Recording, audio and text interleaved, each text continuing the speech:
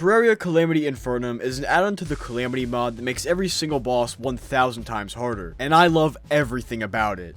Well, kind of. 99% of the bosses are fantastic, but that 1%, we're gonna talk about it later. I've played through Infernum so many times, more than I'd like to admit, but I've never taken a step back and looked at each individual boss and formed my own opinions about them, and that's exactly what this video is gonna be. I'm gonna be ranking every single Infernum boss from worst to best. I'll be taking into account a bunch of different things, but it all boils down to what I like about the boss. So without further ado, let's get this list started.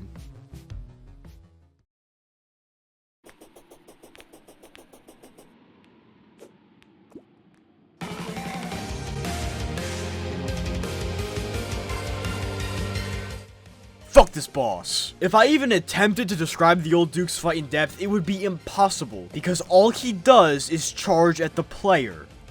To get footage for this video, I did a playthrough on the melee class because it's one of my favorite classes in the game, and thankfully melee has a very nice solution for this boss, the Phosphorescent Gauntlet. This made the boss much more manageable and actually kind of fun. So why is it on the bottom of the list? Well, the only reason it was fun was because I was using the melee class. If I had picked any other class, then I would have had a much more painful experience. I would soon realize that this is the case 100 times over in my summoner playthrough.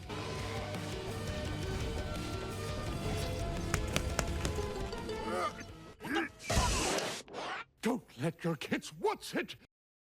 The old Duke has 930,000 HP, which is honestly too much for an optional side boss, especially since it can 2 to 3 shot you. He can be spawned in by fishing using a Bloodworm or the newly added Bloodworm Platter, the new non-consumable summon item added by Infernum. Once spawned in, he will immediately charge the player 4 to 5 times. After that, he'll float at a distance and shoot splitting projectiles before going back to the charges. He repeats these attack patterns until phase 2. Notice how I listed only 2 different types of attacks. This is a reoccurring theme with his fight, and it is not only frustrating but beyond mind-numbing. Ooh, in phase 2, he uses a recycled Duke Fishron attack, and then he just keeps charging. His charges get upgraded for some reason in his later phases. I'm not even sure how you're expected to dodge these. The Elysian Aegis' cooldown is way too high, and if the old Duke is in a bad spot, then congrats, you're getting comboed to death. In the end, this boss is just a load of garbage. Don't even bother fighting him, it is just such a waste of time. All that hassle for some mid-weapons and mid-accessories. That's not even what I'm mad about. The charges are not fun to dodge, along with the fact they're not even difficult, they're just bullshit. If there's one good thing to come out of this boss, it's the soundtrack, but that literally can be said for every other boss in the game. The old Duke is absolutely horrible in one of the worst fights in any video game ever, making him the first in the D tier.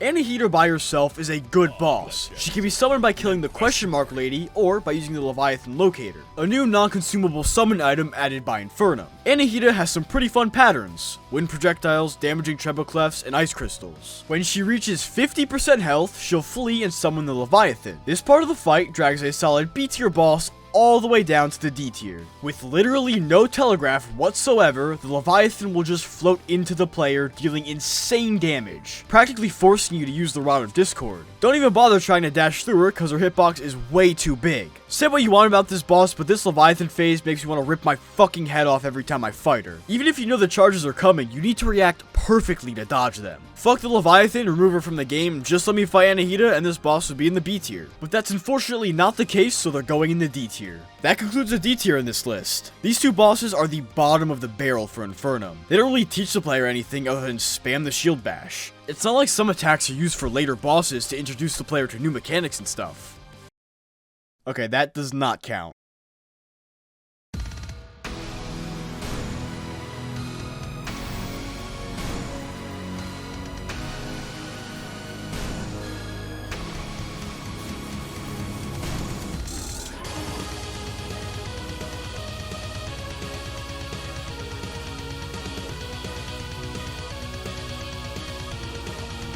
This boss is just fine, I guess. Unless you're using a piercing weapon, this boss is just so tanky, and he doesn't have that many attacks to justify being such a long fight. One of the main reasons I dislike the Destroyer is due to the fact that you're rarely able to hit him. This issue is magnified when you're actually able to hit him and you barely do any damage. Thankfully, the Destroyer does put a unique twist on the concept of a worm boss. Instead of just worming around, it instead zigzags and makes a loud crack every time it turns. The probes are still super annoying, and unless you want to dedicate an entire accessory slot to an item that gives knockback immunity, you're going to be flying around every time a probe bumps into you. I seriously never understood the appeal with these guys. Oh, look at me, I'm a probe, I'm gonna bump into you and deal 1 damage and cancel your adrenaline. Missed me with that shit. The Destroyer has 100k health and can be summoned by using the mechanical worm at night. His attacks consist of lasers, probes, charges, and this bullshit bomb attack that you can't ever see coming. But the Destroyer can actually be pretty difficult if you lose track of the worm. Doing so will usually have him charge from a random direction, catching you by surprise and dealing a lot of damage. I did a mage playthrough specifically to get footage for this boss. You're gonna find out why in a few seconds. The Destroyer is an okay boss that I don't really find fun. C tier.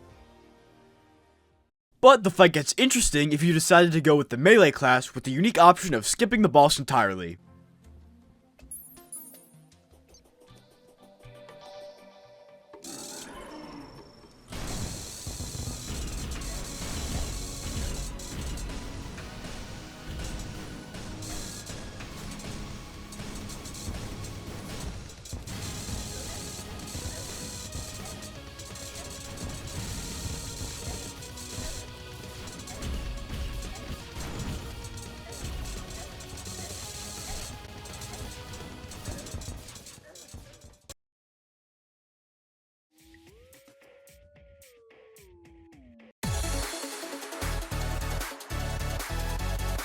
Crabulon has a mix of fun and challenging attacks, but man, this fight can start to feel like a slog after a while. Crabulon can be summoned by using the Decapod to sprout in the Mushroom Biome. You've got 10,000 health to chew through, and your weapon options at this stage of the game don't help. His first phase has a similar moveset to King Slime's jumps, just with way more attacks flying at you. When Crabulon hits 9,000 health, he'll introduce a single new move to his fight, summoning Mushroom Spore walls around the arena that limit the player's movement, all while retaining the King Slime jumps. This forces the player to act quickly, as standing still during this fight isn't an option.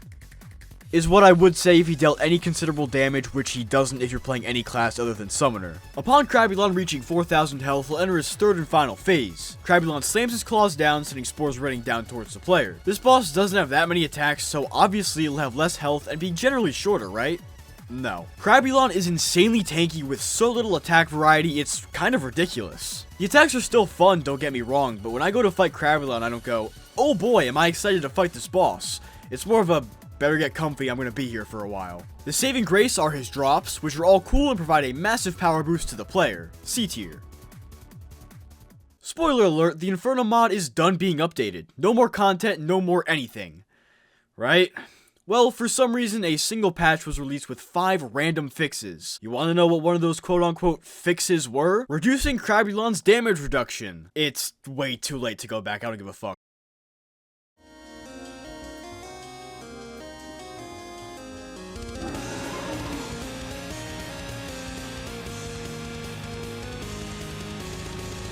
This vanilla mini-boss has been reworked into an actual boss with multiple phases and different attacks. Dreadnautilus has 33,000 health and can be summoned by using the red bait, a new item added by Infernum. His attacks actually use weapons that Blood Moon enemies can drop. The Drippler Crippler and the Sanguine Bats both make an appearance in the fight. Other than that, this boss consists of blood projectiles and charges from Dreadnautilus. Although basic, not that noteworthy, and extremely easy to miss, he's still a fun little fight before Infernum really starts to kick your ass in hard mode. C tier.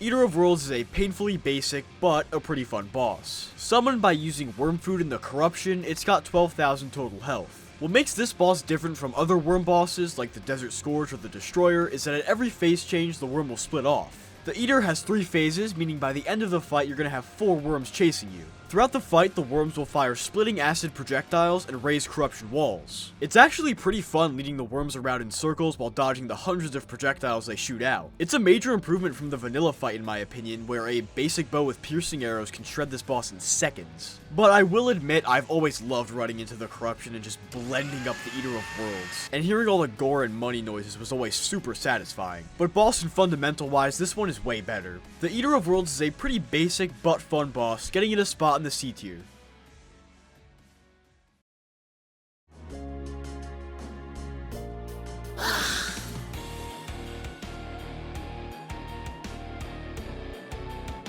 This boss is just fine. There's nothing bad about it, and there's honestly nothing that great about it either. When I think about Infernum bosses, I don't instantly think of the Brimstone Elemental. The fight's pretty basic. She teleports around, fires projectiles, and occasionally hides in her cocoon and takes reduced damage. She also has a laser attack that's an exact replica of Retinizer from the twins, but I don't really see the relation between these two. She has an eye in the twins.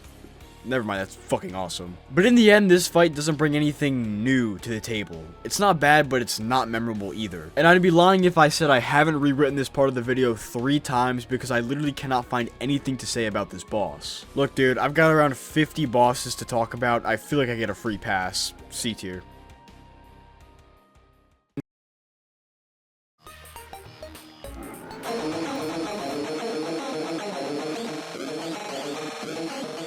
This boss has some of the weirdest movement in the entire game. If the Hive Mind is not attacking and it gets hit once, he'll fly away, preventing the player from dealing any form of damage. Thankfully, he does have some sections where you can hit him a lot, and he's not super tanky either. But if you don't capitalize on these opportunities to hit him, then this fight is just going to become an endurance test. This boss flies in circles around the player, charges after a while, constantly spawns eaters to attack you, and rains down acid that forces you to move out of the way. Once it reaches 20% health, it'll regen a little bit and enter his final phase. This adds a few new attacks while increasing the boss's speed and damage. It can be pretty stressful with how fast he moves, but seriously, fuck this ball attack. You don't get any time to dodge them. In the end, the Hive Mind is a decent boss, but him running away after every hit can get pretty frustrating. Especially if you have an underground arena like I did. I wouldn't mind him being more tanky if he wasn't invulnerable for like 99% of the fight. C tier.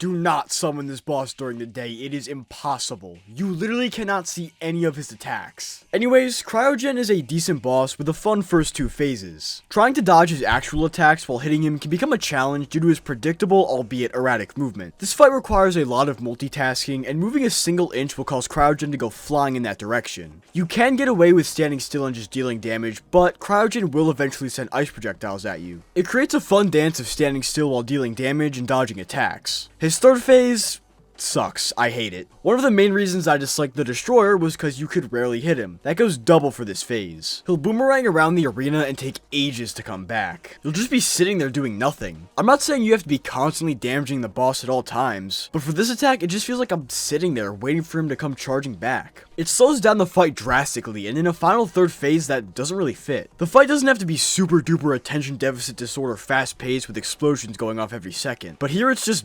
boring. Especially because Cryogen isn't super difficult either. With later post-Moonlord bosses, breathers in between attacks are extremely rare and an absolute godsend. They rarely happen and serve as a much needed break to regen and get ready for everything else the boss has to throw at you. Cryogen is a fine boss with a great first 2 phases, but this fight could seriously be better without the third one. C tier.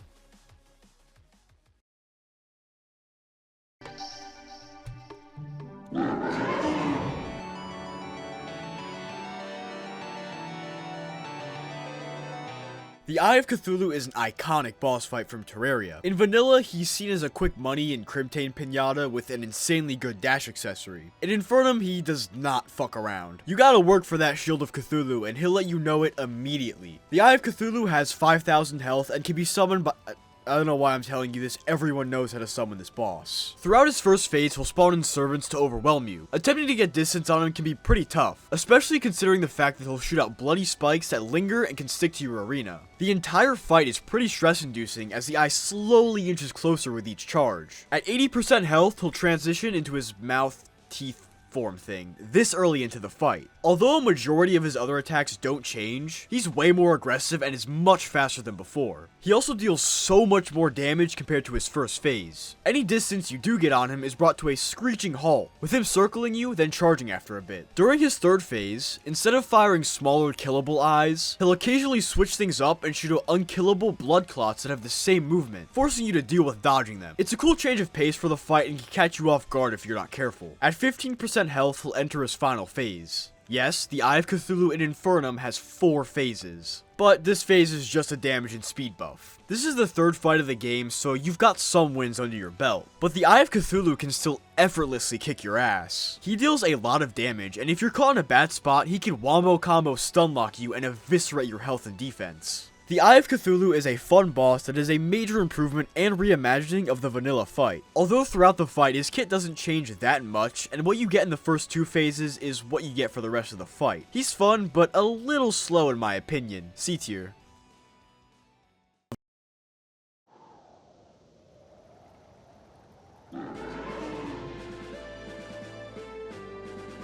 I was originally going to put this boss lower in the C tier, but after really looking at it, this boss is really well done. His first phase starts out simple. He'll jump towards the player until he reaches 75% health. Then a ruby appears above the player that fires projectiles that predict the player's movement. This phase is way tougher than the first, and it's really cool to see how one small simple add-on can make such a basic boss so much more chaotic. But it only gets worse. At 30% health, the ninja that's been sitting inside King Slime throughout the fight will jump out and start throwing shurikens at the player while the ruby fires projectiles at you. This fight is fun, and I really like how it goes from calm to holy shit, what the fuck's happening. The King Slime doesn't rotate through different attacks, he'll just add modifiers that happen while he jumps at you. And I think that's really cool and stand out from the other bosses in the game. The only thing that kind of bogs down this and all the other pre-hard mode bosses is the progression. It's just not as good as later stages of the game. King Slime is still a good boss, getting him a spot in the C tier.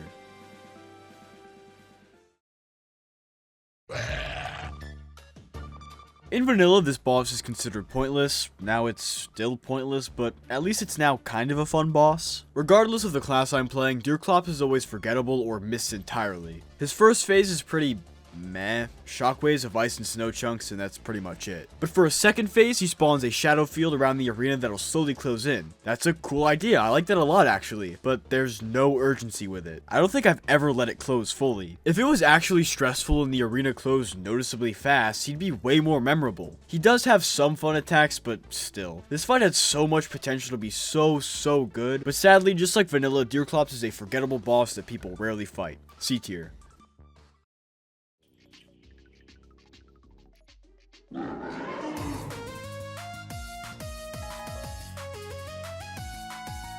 The Queen Bee is a very unique boss that tests the player's pre-hard mode movement. If you've got shitty accessories, then you're gonna have a really bad time, because she is super aggressive. No matter where you are in the arena, you're gonna feel the pressure this boss is radiating. Her charges are fun, and since you don't have a shield bash accessory, you gotta actually dodge these by moving up and down. The Queen Bee shares a lot of similarities to the Plaguebringer, obviously, but the Special Infernum soundtrack takes notes from the Plaguebringer's track.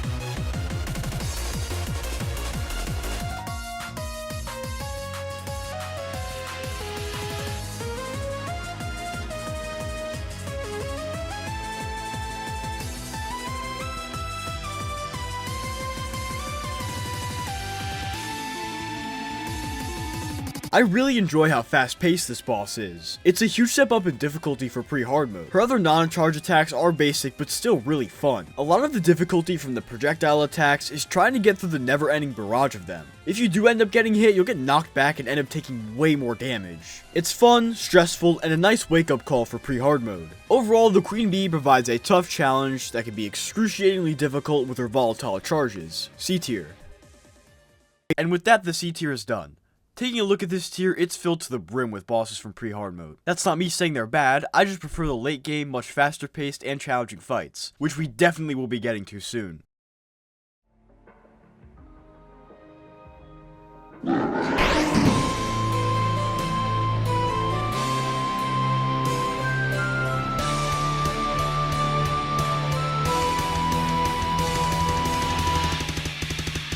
Plantera is a very easy boss. So easy that one time I summoned it immediately after beating the final mech boss with absolutely no preparation and no arena, and got her down to 20% health. The boss being so easy is mostly due to the fact that she doesn't really have a first phase. Plantera has 110k health and can be summoned by breaking a Plantera bulb or by using a portal bulb in the jungle. Her first phase is her just firing seeds, similar to the vanilla variant of the fight. Mindlessly circle her until 88k health and she'll enter her second phase. Thankfully, the rest of the fight spices things up with her constantly sectioning off parts of your arena while charging and firing seeds with each charge. Plantera can also periodically send out vines with small openings, only telegraphed if you're close to the boss. This makes circling her a very common strategy in vanilla and a good strat for the start of the fight, now impossible, as dodging this attack forces you to stop moving and stick close to the boss. Plantera is fun, and I really like how easily she can crowd up your arena regardless of how big it is. The first phase really bogs down this boss, it just doesn't really make any sense, nor is it that fun to dodge. But the rest of the fight is really good and can be pretty challenging if you don't know what you're doing. B tier.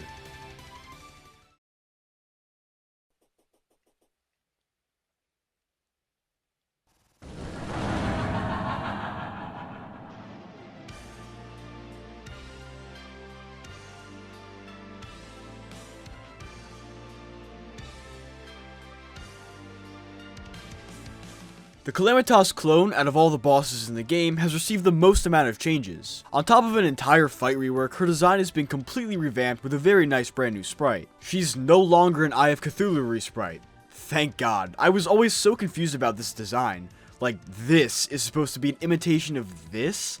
I don't know about you, but I don't see the resemblance. Her brothers also really needed a redesign. Now they clearly depict a much weaker version of the actual brothers, which is awesome and they both look super cool. Design-wise, the boss is great. Fight-wise, it's alright. I can confidently say I like 50% of their attacks. As for the other 50, just fuck off, like seriously. Even then, the attacks I do like can get ruined by the modifiers she'll add at the start of the fight. Don't get me wrong, they are cool and add some uniqueness to each attempt, but that's exactly the problem. With a boss that's so ball-bustingly difficult, trying to learn her attacks, especially the first and third phases, while RNG decides how difficult or how easy they are, is not a fun experience. She'll roll a random spell that'll either make her attacks home, travel faster, spawn a soul that hovers and fires extra projectiles, or simply lowers your defense and life regen. Trying to learn her fight with a bunch of modifiers that drastically change how the fight works is not fun. But at the same time, you can just dodge this opening attack by holding space in any direction key. What? Are we encouraging just holding 2 keys and winning now? That's not even the problem. The modifiers don't change the attack in any meaningful way. If you want to dodge this opening attack 100% of the time, just fly up and hold left or right. Every boss before her encouraged dodging and weaving through attacks, not flying away from them. Some bosses will even punish you for trying to do this. The brothers are a great highlight of this boss. It's simple and fun while being extremely difficult. Although it sounds like I'm not a fan of this boss, I have found a new love for it after fighting her a couple more times. I used to absolutely despise her third phase because of this confusing spiral attack, but after learning it, I enjoyed the rest of her third phase somehow. So this boss is absolute hell on the first few playthroughs, but after getting some experience, she's actually really fun. Though I don't like the first attack, and the soul flying around and adding more projectiles to the fight isn't my favorite thing in the world. She still has a ton of unique things about her that make her a great fight in my opinion. So basically what I'm saying is, take everything I said previously, throw it out the window. This fight is actually pretty good. B tier.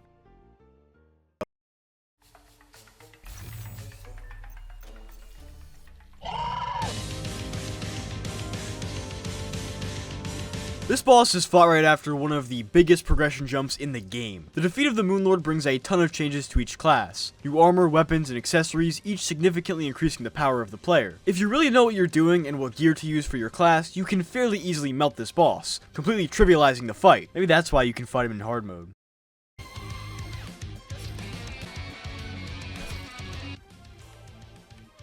Oh. Fuck the daybreak, bro. All my homies hate the fucking daybreak. What? By what?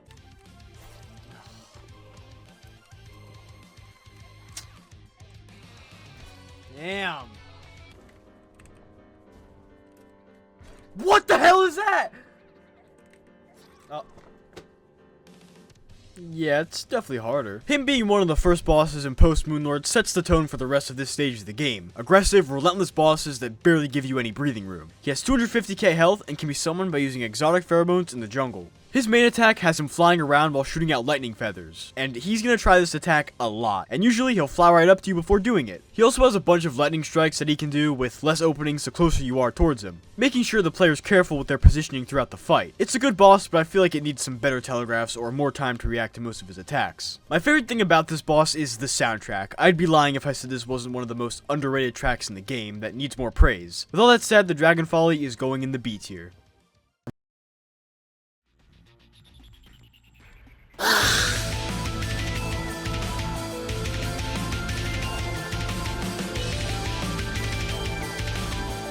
Oh boy, this one is a doozy. Polterghast has 550,000 health and is summoned by using a necroplasmic beacon in the dungeon. Say hi to Ceasless Void because this is where you're going to be fighting him. My main problem with this boss is that, how do I put this? He has two fucking attacks. Charges or red balls, which, yes, I love not knowing if the projectile is going to split me in half or give me a haircut as soon as it gets an inch from my face. Skeletron had an attack like this, but he rarely did it, and you have a much bigger arena to work with for his fight. I guess I do like the up and down charges, they're pretty satisfying to dodge. I was sitting here dodging attacks in God mode for his first two phases to gather my thoughts, and it was just so boring. Dodging the same two attacks over and over again with a different variation every now and then, but it just boils down to charges and red balls. Maybe his third phase is better. Okay, same charges, same ball attack. Well, that's, oh, no, back to the charges. What the fuck? How did this happen? When Polterghast dies, he'll put you into his desperation phase, which is better than the entirety of the fight. How? This desperation phase is great. You gotta dodge so many different attacks with no breaks in between. This phase can be extremely overwhelming, especially considering the fact you gotta get through pretty much the entire fight just to attempt it. Why isn't the rest of the fight like this? This desperation phase feels like a completely different boss compared to all of Polterghast's other attacks. Okay, I know I'm shitting on this boss, but there is some alien charm to it. Yes, the boss is almost complete and utter horse shit. I kinda like it. There is something about it that I like. It's a guilty pleasure of mine, I guess. Whether it be the two different attacks in this fight, the soundtrack, which stands out in a good way because it doesn't use the iconic Calamity bells, the extremely fun desperation phase, or it's the progression. Of course, it's the fucking progression. Progression after Polterghast is the best in the entire game. There is not a single doubt in my mind about it. Every class gets a bunch of cool and powerful weapons, accessories, and armor sets. Not only from this boss, but from a bunch of the materials you get from killing the Sentinels of the Devourer. The Acid Rain gets upgraded to its final tier, new monsters start spawning in the final layer of the Abyss, that drop materials for the best armor set in the game, Omega Blue armor. Blood Flare armor can also be crafted, but if you're not using Omega Blue, what are you doing, you pussy? I could honestly name a ton of cool items that are some of my favorites in the game off the top of my head that come from this stage of progression. This boss, although borderline dog shit, is saved by the heavenly progression afterwards. Some of you might say that shouldn't be taken into account for a boss ranking, but the progression is so good that it's gonna get mentioned. Also, it's my video, fuck you. So with all that in mind, I'm gonna hesitantly put the Polterghast in the B tier.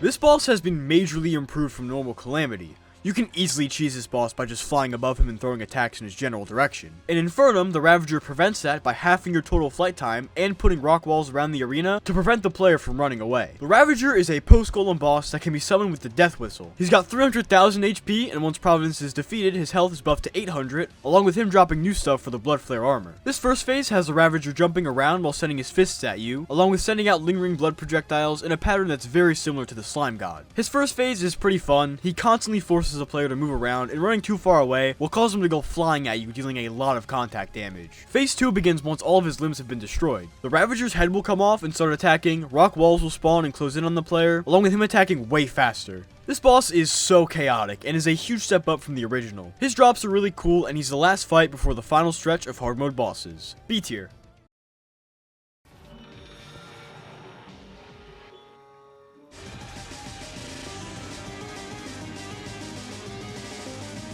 The Brain of Cthulhu's first three phases are good. Just good.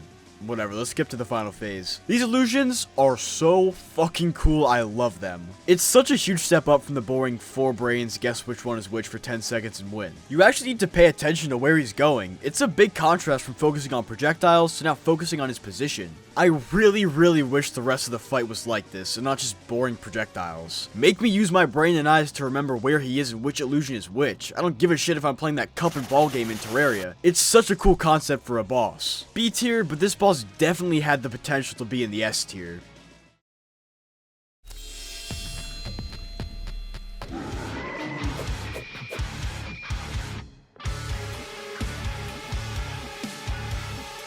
The Perforators are a group of 3 parasitic worms and their hive that they inhabit. They can be summoned by breaking a Perforator cyst or by using the bloody worm food. They have a total of 17k health. The fight starts with the hive attacking you with charges and ichor projectiles in varying patterns. At each phase change, the hive will send out one of its worms. Once all worms have been killed, the hive will enter a desperation phase. It runs through all of its previous attacks much faster than before, but it also adds a new one to catch you off guard. Just move up and down, don't overcomplicate it. One thing I noticed when fighting both the Hive Mind and the Perforators is that they have attacks that are very similar to the counterpart's evil boss. The Hive Mind moves similar to the Brain of Cthulhu, with it running circles around the player and charging after a while, and this boss is similar to the Eater of Worlds, with it adding a worm to the fight at each phase change. Once the Perforators are killed, Area Light Ore is mineable, unlocking a ton of new and powerful gear for each class. The Perforators are a really fun boss, unlocking a new tier of items for progression, and getting the player on their way to killing Skeletron. B tier.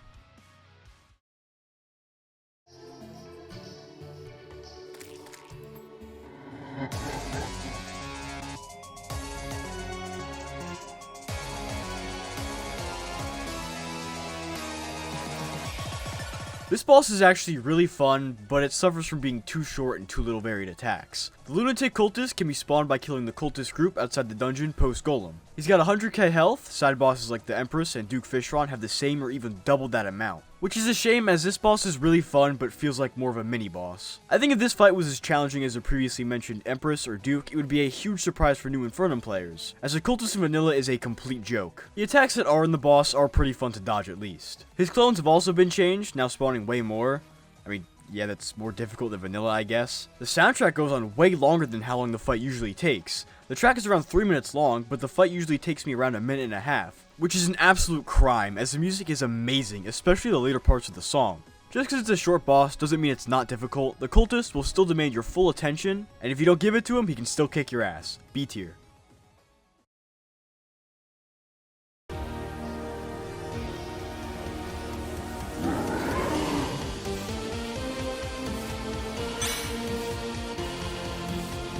Skeletron Prime is supposed to be the final mech boss you fight, and somehow he's the easiest. Actually, that's such an understatement. He has 3 phases, but once you're done with the first one, the fight's pretty much over. Skeletron Prime has 50,000 health, the least amount out of the 3 mech bosses, and can be summoned by using a mechanical skull at night. His first phase consists of him floating above or below the player and using his 4 mechanical arms. During this phase, his head is completely invulnerable to all damage. His second and third phase has his head floating around, shooting projectiles and charging at the player. I'm glad the Infernum devs actually expanded upon his arms and made them way cooler. For example, when he uses his saw, it actually makes a metal grinding noise. It adds a lot of personality to the boss.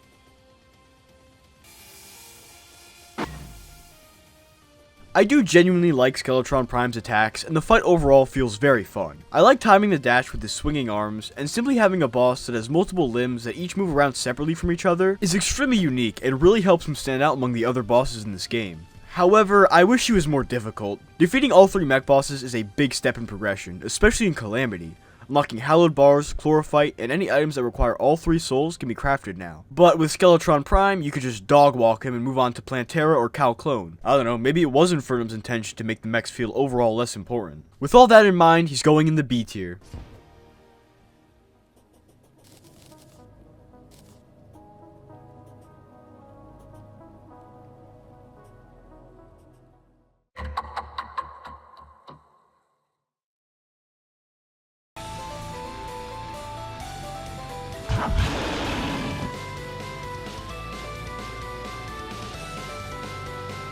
The Bereft Vassal is a completely new boss added by Infernum. The previous hard mode exclusive mini-boss, the Great Sand Shark, has been moved to post pillars. I actually like this change as the Sandstorm and Calamity is not that important. If you've beaten the Infernum mod and you've never fought this boss, I would not blame you. He doesn't appear on the boss checklist and the way to fight him is really specific. To fight the Bereft Vassal, you first gotta craft the Sandstorm's core, which now requires solar fragments. Head to a shrine in the underground desert and use the core. You'll be teleported to an entire new subworld called the Lost Colosseum. This is already, in my opinion, the coolest way to fight a boss in any Terraria mod ever. But for now, you're not just fighting the Sand Shark. For the first phase, you'll fight Argus, who's tamed him. Argus is a really cool addition that adds a lot to the fight. These two bosses are kind of similar to the Sisters of Battle from Hollow Knight, just way less organized. They have attacks that often linger on the arena, which in my opinion makes the fight feel way more sloppy. I don't hate that, but seeing as the Sisters are one of my favorite bosses from Hollow Knight, I would not be sad to see something similar in Terraria. This fight simply revolves way more around being in the air instead of the floor. Speaking of aerial movement, your flight time is half for the entire time. Personally, I'm not a huge fan of this. I'd rather take damage because I'm simply bad at dodging the attacks, not because I can only stay in the air for a few seconds. Regardless, both bosses work really well together and force you to keep track of two enemies at once, which is a nice change of pace for these fights.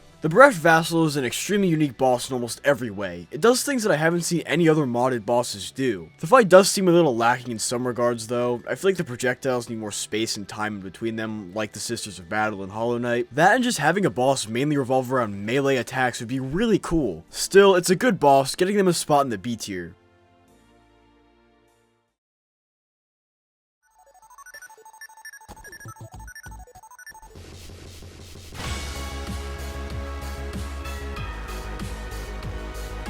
The Defeat of Providence brings a ton of changes to each class. Yule Bloom, Divine Geodes, and a ridiculous amount of cool and unique weapons that are super fun to use. But more importantly, she drops the Rune of Kos, which is used to summon 3 different bosses throughout the world called the Sentinels of the Devourer. The Stormweaver is summoned when the Rune of Kos is used in space. Instead of dealing with the annoying zero gravity movement, I usually lead him down to my normal arena and fight him there. I think it could have been really cool if this fight revolved around the zero gravity and implemented unique attacks based off of that. Unfortunately, it doesn't, and fighting him on the surface doesn't really change anything. The Stormweaver has 650,000 health and consists of it flying around, raining clouds, rapidly changing directions, and an attack that just lets you hold left to win. This cloud attack is a piece of shit. With how much you'll be moving during the fight, it feels almost impossible to stay in the safe spots in between the clouds. I'd honestly remove the angles that they fall at and make them fall straight down, instead making it a test of reaction instead of, oh shit, oh fuck, I guess I'll just tank this attack. I do, however, like his charges. I like how instead of charging through him, you'll be circling around him and dodging his lingering electric projectiles.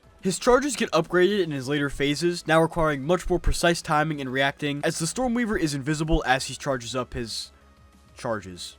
10 out of 10 writing. The Stormweaver is a fun boss with some unique attacks. Even though I'm not a fan of the clouds, the rest of his moves are fun, getting him a spot in the B tier.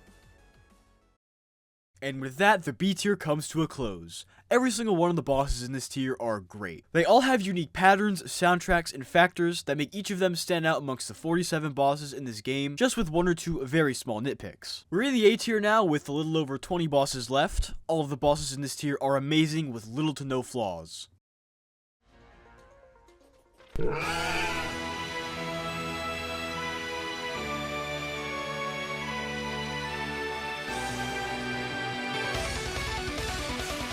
This boss is great, and it only gets better as the fight goes on. Duke Fishron can be summoned by fishing using a truffle worm or by using the truffle worm platter, a new non-consumable item added by Infernum. He's got 100k total health, and the first 2 phases, although uneventful, are still pretty fun. With water typhoons, sharkrons flying around, and raging waves of water that are so big, if you get caught in, you're dead. He's also got some charges that are so fun to dodge due to his quick little telegraph before he does it. During these first 2 phases, the attack you're going to be dodging the most are the sharkrons. In my 3-minute and 20-second fight with him, he did the Sharkron attack 6 times in the first phase alone. Then, in his second phase, he only did it 3 times while comboing the huge wave with it. And for the rest of the fight, he only did it twice. Although I had a tough time dodging this attack at first, I realize now that the game wants you to fly up and deal with his charges mid-air while you wait for the Sharkrons and waves to pass. As you get closer to killing him, he slowly phases this attack out of his moveset and starts to charge way more, almost like a last-ditch effort to catch you off guard. His third phase starts at 40,000 health and he gains a completely new attack attack, firing razor blades that linger while charging, forcing you to deal with the extra projectiles while dodging his now vertical charges. It's pretty tough, since most of the time you'll dodge through him but end up hitting the razor blades after.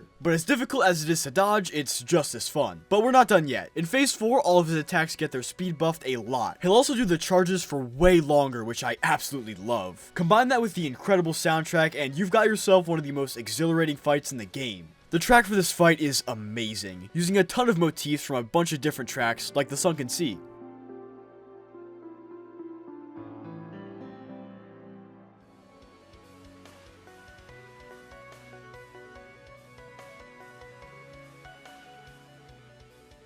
Duke Fishron is a great fight, and he drops some amazing weapons. I don't think he drops a single bad one. Calamity even adds 2 brand new ones, the Duke Decapitator and the Briny Baron, both of which are really strong. Although I love pretty much everything about this boss, the first 2 phases really drag on. They don't really have enough unique attacks or variety in them to justify being so lengthy, especially since they boil down to fly up for Sharkrons and dodge charges. Don't get me wrong, it's still fun, but it does get boring after a while. With all that said, Duke Fishron is getting a spot at the very bottom of the A tier, teetering on the B tier.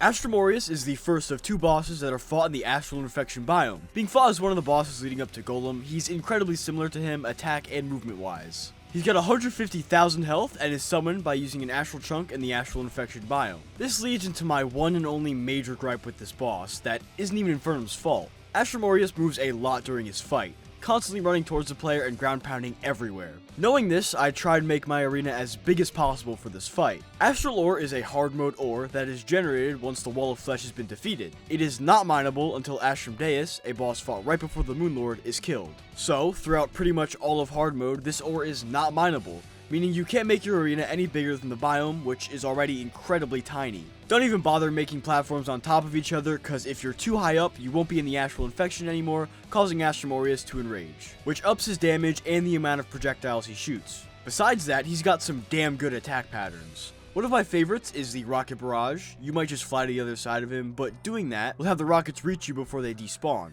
If you slowly move around him, leading the rockets at a wider angle, will make this attack much easier to dodge. You better get used to it, as bosses in the future will require you to do this. I love Astrum Aureus. He has so many fun attacks, and he drops some really cool weapons. He also has one of the best soundtracks in the entire game.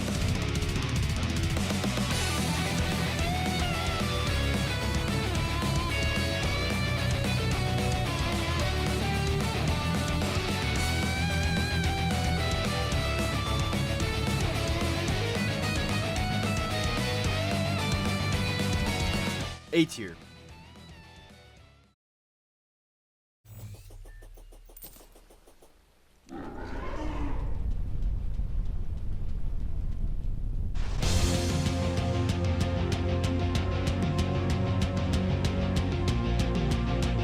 The Desert Scourge is one of my favorite bosses in pre-hard mode for so many reasons. Being one of the first fights in the game, you'd expect him to be somewhat forgiving. Absolutely not, you're playing the Infernum mod, buddy, get real. The Desert Scourge serves as a barrier for the rest of pre-hard mode. Sure, you barely scraped by King Slime, congrats. You need to be 100% prepared and ready to face this boss. A grappling hook, the Shield of Cthulhu, and any bottle accessories are crucial for this fight. The Desert Scourge has 7k health and can be summoned by using the Desert Medallion in the desert biome, obviously. The main thing I like about this boss is his movement. Leading the boss around in circles is really fun. Thankfully, it's not just mindless circling for the whole fight, as the Desert Scourge will worm in and out of the sand, leaving dusty shockwaves as he moves. Throughout the fight, sand chunks will fly from both sides of the screen, forcing the player to pay attention to their surroundings. As the Desert Scourge is put on its last legs, vultures will fly in, maybe ready to devour the loser's corpse. It's such a cool detail, as vultures in real life feed off the corpses of already dead animals. Small details like this make me absolutely fall in love with these kinds of bosses.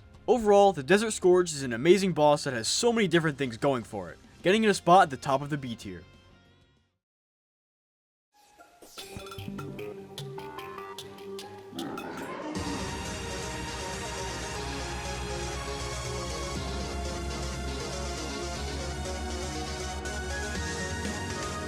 Skeletron is one of the most unique bosses in pre-hard mode, and that's really saying something. He's also definitely the toughest, having some crazy attacks for a boss this early in the game. He can be summoned by talking to the old man in the dungeon. If you don't first try him, that's okay, because Infernum gives the player a new item called the Dungeon's Curse, which is obtained once you summon Skeletron for the first time. It'll set the time to 7:30 and summon Skeletron anywhere, removing the need for a dungeon arena and having to wait an entire day just to attempt him again. This item is an absolute godsend, because let's be honest, you're not first trying him, I didn't first try him, and I'm sure as hell not waiting an entire in-game day just to give him more attempts. I love how intense some of his attacks are. He has such a crazy presence on the arena at all times. No matter where you are in danger. But this skull attack is definitely my favorite. You don't even need to jump, but with how much is going on, you're gonna think you gotta. All of his other attacks are extremely fun and really difficult to dodge. Skeletron is the first really tough boss that you might be stuck on for a while. He also gets Infernum to slowly dip its toes into the bullet hell that it's known for. A tier.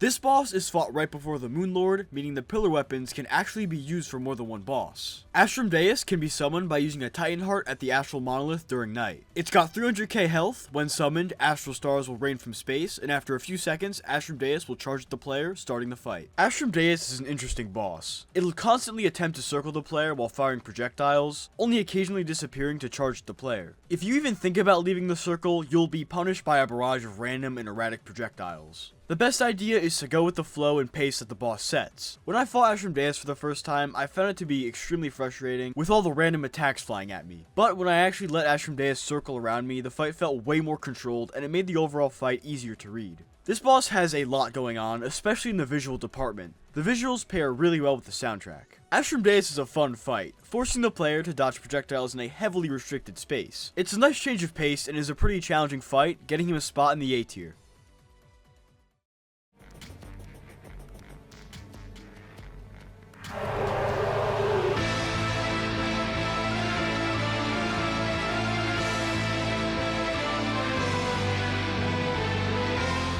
This fight is so unbelievably fun. It's less of a fight and more of a minigame, as strange as that sounds. The Wall of Flesh can be summoned by throwing a guide voodoo doll into lava and has 23k total health. If you die a lot, which you will, it's an Infernum boss, you can use the Flesh Chunk, which is a new item added by Infernum that summons the wall without needing the guide. The fight starts off pretty slow, with the eyes occasionally firing lasers and the wall slowly moving towards you, but quickly increases in speed and intensity as the wall lowers in health. The wall itself is pretty much immune until all 4 eyes have been detached. Then they'll float around the player and fire lasers that actually sync with the music, which is such a cool detail that we'll definitely be seeing more of later.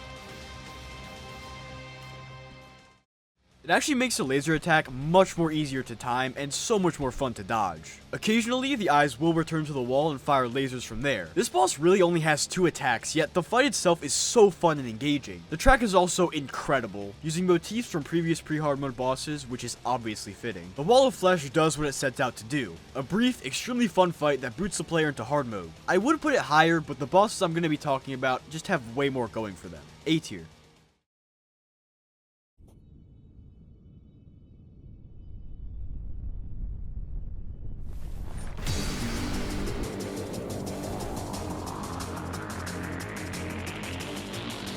This boss is the very first in the best stage of the game, post Moonlord. And if you thought Infernum was even somewhat easy, that all changes with this boss. The Guardians can be excruciatingly difficult, may God rest your soul if you play as a summoner. When starting a new Infernum playthrough, on the far right side of Hell, a new area will be generated called the Profaned Garden. This is where the Profaned Guardians and Providence will be fought. This area is a huge time saver, as both of these bosses would require a massive arena both horizontally and vertically. The Profaned Guardians are summoned by going to the Profaned Garden, standing on this cliff, and using the Profane Shard. They have a total of 320,000 health. The start of the fight utilizes the massive arena well in a fashion similar to Flappy Bird.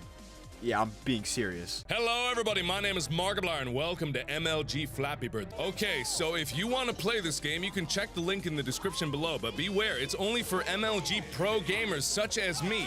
I've always said how pro I am, and you are obviously as pro as you say you are, so keep shouting every day of your life, smoke weed every day, and then... Once the crystal barrier is shattered, the first phase of the fight starts. The first phase of this fight consists of the defender and the healer fighting you while the commander sits in the middle completely invulnerable to all damage. The defender and the commander are definitely the biggest threat. The commander's large laser, the defender's violent charges, and the healer's profane crystals flying around combine to create an intense wake-up call for anyone expecting an easy-breezy post-Moonlord experience. But it's taking me longer to talk about this phase than it did to actually get through it. The profane healer doesn't have that much health, and he doesn't move around as much compared to the other two guardians. Once the healer is dead, the defender and the commander will 2v1 you. This phase consists of the commander shooting holy javelins in a circle pattern, with the defender sending lava and rocks to trip up the player and get hit by the spears. This phase has an attack that forces the player to dodge fire orbs while the defender charges at you simultaneously. It's really difficult to dodge, as you'll have to multitask dodging the orbs and timing your shield bash through the defender. Once the defender is dead, it's just the commander left to 1v1 you. The commander quickly makes large parts of the arena dangerous with high damaging lava eruptions and holy crosses flying out with each charge. The rest of this phase consists of a holy orb with lasers shooting out, rocks flying out from the ground, and more holy spears flying towards the player. This boss is really fun, unless you're playing as a summoner, where the boss simply looking your direction will immediately kill you. I was no joke stuck on this boss for a solid 2 months during my summoner playthrough. Even with a much tankier melee class build, this boss can still be really tough, as all of the boss's attacks do a lot of damage. Although the boss is still pretty short, I always find my heart rate increasing as I get through it. It's really difficult, as they can kill you in the blink of an eye if you're not careful. I like the Flappy Bird segment at the beginning, it's pretty unique, but as for the Profane Guardians, they're going in the A tier.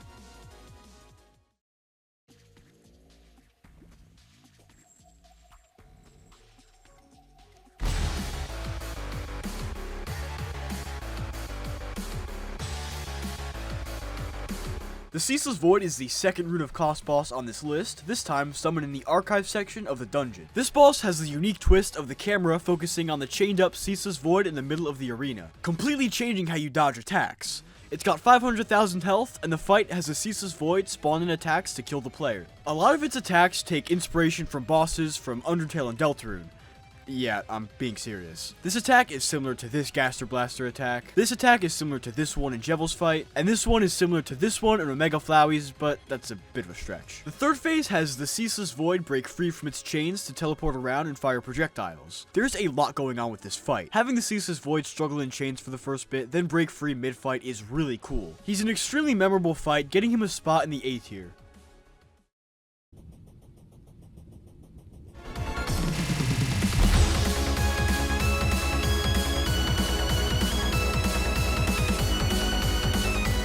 Cygnus is the final sentinel of the Devourer on this list. He's summoned in Hell, but you can also use the world-generated Providence Arena. He's got 550,000 health and is extremely aggressive.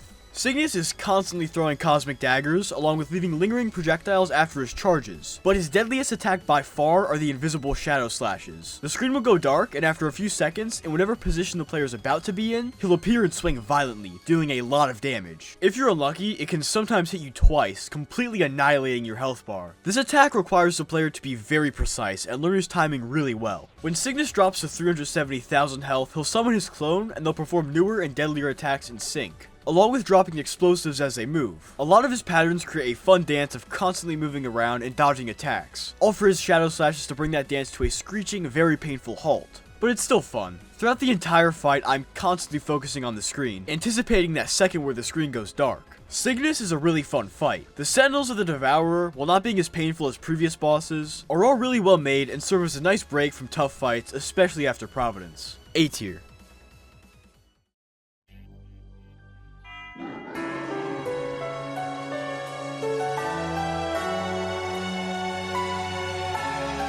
Queen Slime is one of the first bosses of hard mode, and it's such a highlight of this phase of progression, and is one of the most memorable fights in the game. This boss has been changed majorly from its vanilla counterpart, being much more agile and posing a much larger threat. The same goes for her attacks. In the vanilla fight, it's pretty easy to get distance on her and remove the need to dodge most of her attacks. In Infernum, she is absolutely relentless. Queen Slime has 30,000 health and is summoned by using a gelatinous crystal in the Hallowed biome. Her attacks are unlike anything in pre-hard mode. She is constantly spawning crystal beams and dropping waves of crystal bombs. I mean, look at this attack. There is nothing like this in pre-hard mode. This completely shifts the game, and bosses after slowly embrace the bullet hell that will become late and honestly mid-game Infernum. Queen Slime is an incredible boss with some extremely fun attack patterns. My only complaint is that I wish there was more of it, but wishing for more isn't really a complaint, I guess. Her soundtrack is just so incredible and unique. This boss goes into the A tier easily.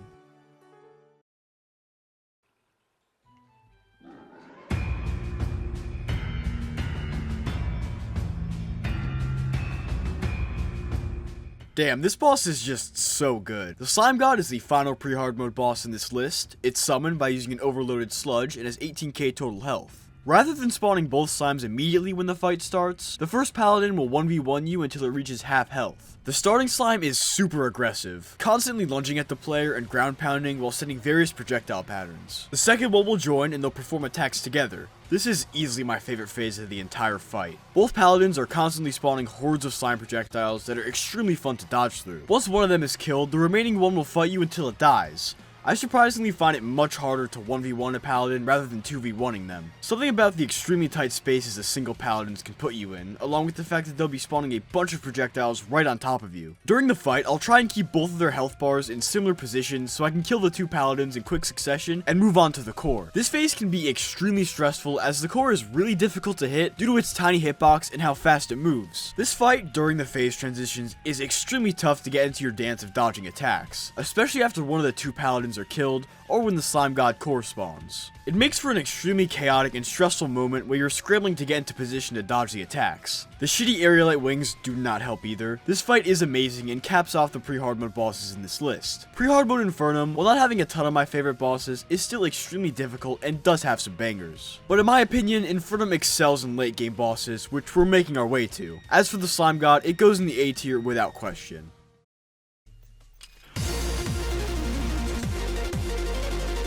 This boss can be extremely difficult, but damn, I would be lying if I didn't say this fight was amazing. It's like the old Duke, except she has more than 2 different attacks, and her charges aren't complete and utter bullshit. I mean, what more could you possibly ask for in a boss? How about even more weapons that shoot bees? I absolutely love weapons in this game that shoot out bees. The Swarmer, the Wasp Gun, the Bee's Knees, and the Plague Keeper are some of my favorites. Oh yeah, the Plague Keeper. Did you know they're actually going to remove it in the upcoming update? It's a pretty powerful post-Moonlord melee weapon that I only just discovered a few weeks ago. But why? Like, come on Calamity devs, you could have buffed Summoner or reworked the Rogue class, but you chose to remove half of the bee weapons. Okay. Rest in peace to the Plague Keeper. Though its life was short, the memory still lives on. B tangent over. The Plaguebringer Goliath has 136,000 health and is summoned by using the Abomination in the Jungle. Do I even need to mention the soundtrack?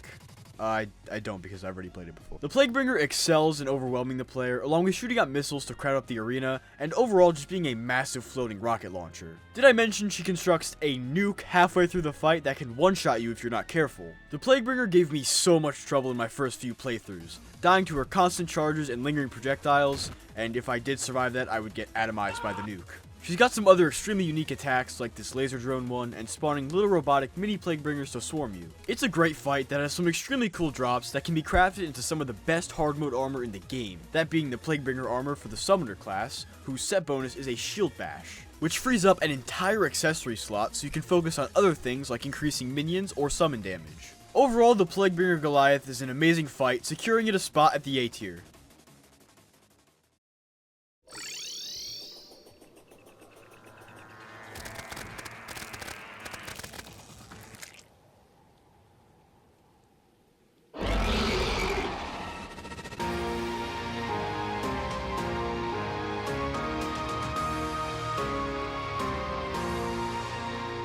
If I'm being completely honest, I'm not a huge fan of the vanilla Moonlord fight. The best strat is to just fly in a straight line with the Fishy Truffle mount and just hurl attacks in his general direction. When your health gets low, magic mirror home and heal with the nurse and continue flying. In Infernum, when spawned by using a Celestial Emblem, the Moonlord will trap you in a 127 by 127 box. He's got 300k health, and much like the vanilla fight, the eyes are the first target. The Moonlord, although slow, can chop up your arena and corner you with ease, pretty much securing your death if you don't know what attacks to expect and if you don't keep your distance. One of his attacks in this phase is identical to the Cultist Desperation phase. Speaking of the Cultist, his soundtrack is a much more sped up version of the Moonlord's.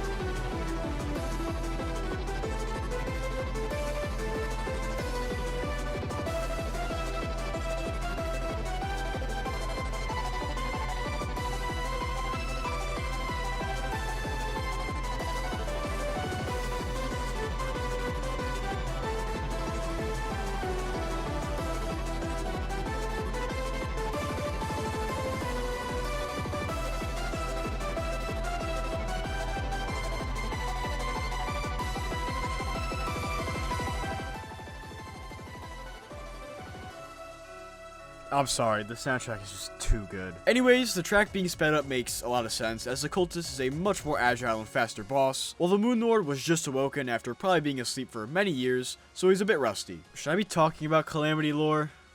Whatever. The second phase starts once all 3 eyes have been taken out. Similar to the vanilla fight, once the eyes are popped out of their socket, they'll float around, charge, and fire projectiles at the player. Once Moonlord drops his 33% health, his core will open, and he'll add a few newer and deadlier attacks to his moveset, one of which spawns lunar balls that bounce and deal a ridiculous amount of damage, which is also an attack that's similar to one of Astrum Deus's. Since both of these bosses are related to planets in outer space in some way, it makes sense and is a really cool detail. Once Moonlord reaches exactly 50k health, he'll stop all other attacks and open a mini black hole where his core is. Do not go near it, you will die. Survive long enough and he'll eventually die. I love this boss, it really forces the player to learn his attack patterns as they're all really complex and unique. Moonlord closes the book on the hard mode stage of the game. A decent amount of hard mode bosses in Infernum are great, and there's still a couple of incredible fights that we haven't talked about yet. As for Moonlord, he's an incredible fight with some standout patterns. A tier.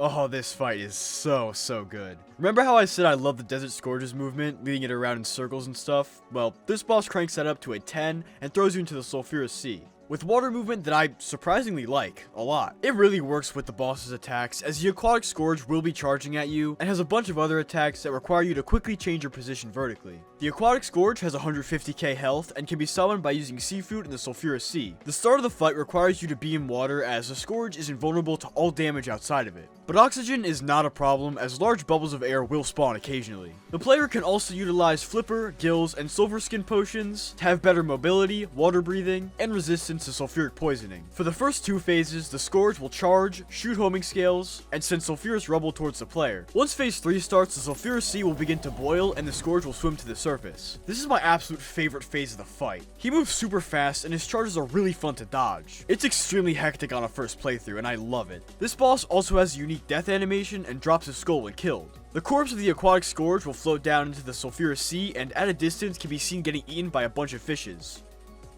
Fishes?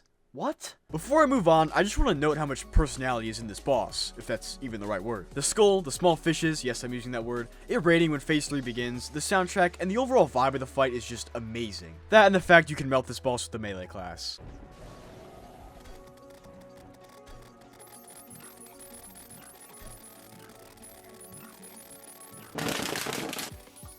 So, the Aquatic Scourge rightfully earns a spot in the A tier.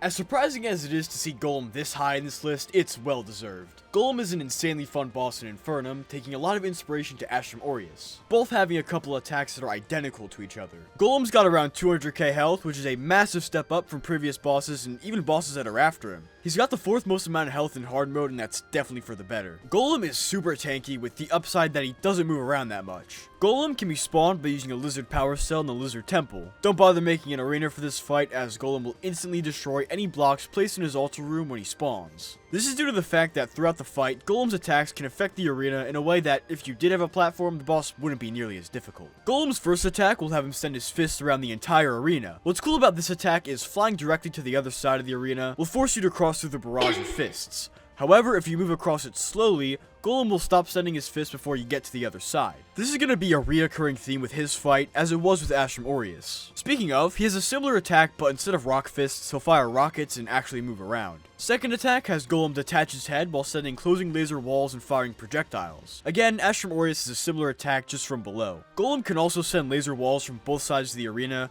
which is a very unique attack, and I'm actually glad they're utilizing the arenas for the fight. Taking your time and moving as late as possible can let you cross through the laser walls only once. Phase 2 starts at 120,000 health, and lizard spikes will rise from the arena's floor. Platforms will occasionally rise, but you're honestly better off just grappling the arena walls to reset your flight time. I'm not going to go through all the attacks in this phase, but one of them has Golem fire a massive laser from its head that just barely disappears before it clears the entire arena. I cannot hammer home how important it is to move extremely slow and cautious during this fight. It makes dodging attacks so much easier, as you'll have way more space to recover. It's also really fun discovering stuff like this for the first time, as it gave me a whole new view on these types of bosses. Why risk getting hit if you could just move a little slower and completely remove that risk entirely? It's amazing and absolutely genius to design a boss around that. Golem is an amazing fight with great attack patterns that utilize the arena really well and prevent the player from just circling the boss and calling it a day. The soundtrack is also really unique, taking a much slower paced, more ancient sounding droning. While the track isn't my favorite, I can recognize that Pinpin Neon put so much effort into every single song, especially with a fight like Golem, who in vanilla is barely considered a boss. Progression leading up to and after Golem is great and one of my favorite stages in the entire game. Golem goes into the A tier without a doubt.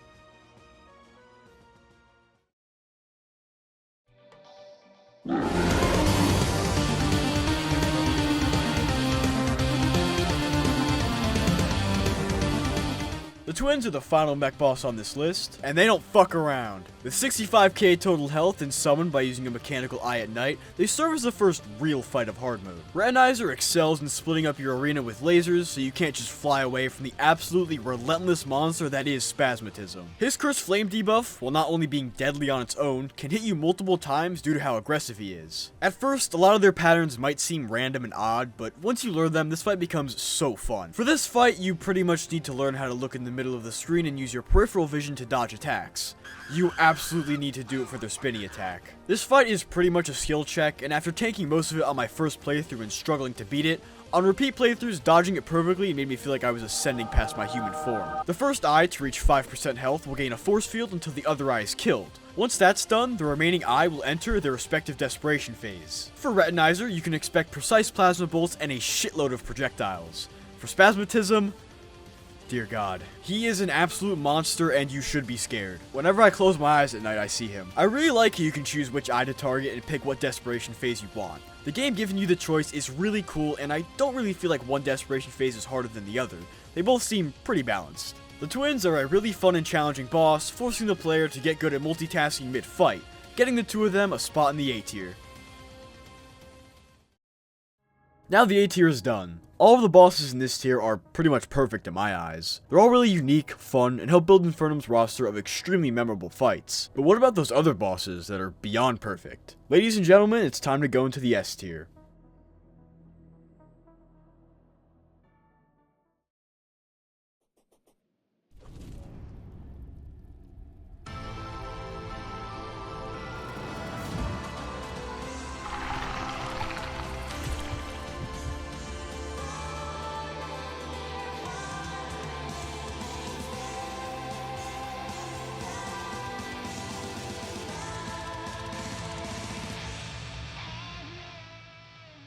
Fighting Supreme Witch Calamitas is like playing level 1 of Plants vs. Zombies while having each individual fingernail peeled back. I'd be lying if I said this boss wasn't the hardest in the entire mod. If you disagree with me, you're delusional. She is, in my opinion, that perfect middle ground between ridiculously difficult and really fun. This first attack, so simple, but still so effective. The crossbow, deadly, simple, devastating at later phases. The shield charge is complex, easy to mess up, but so rewarding to master. The brothers are relentless, unforgiving, aggressive, while being such a fun phase. Then she starts her fourth phase, and you're fucked. Adrenaline, heart pounding out of your chest. Messing up for a single second guarantees almost half your health being evaporated. This is what I'm talking about when I say this boss strikes that perfect middle ground. Sure, I can make the hardest boss in existence by spamming projectiles and making them one-shot you, but if the boss isn't fun, then what's the point? Calamitas is extremely fun, while still bringing the hammer down if you mess up. Screw up and you're dead. Lock in and you're still fucked, just a little less. Even with the most optimized loadouts, all of your equipment is being pushed to its absolute limit. Everything is on a constant cooldown,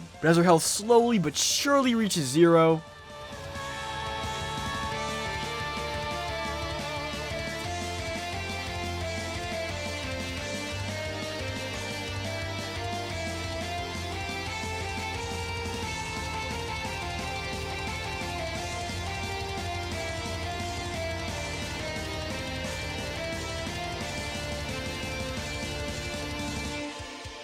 welcome to the hardest part of the fight. Arguably the hardest part of the whole Infernum mod. It's time for one last desperation phase. The Rod of Discord and any weapons or items that buff defense or damage reduction can help a lot, not only with survival but with nerves. Trust me, you want those items. I love it when video games do this, forcing you to scrape the bottom of the barrel for anything that gives you some more defense or damage reduction. And if you manage to live until her final attack,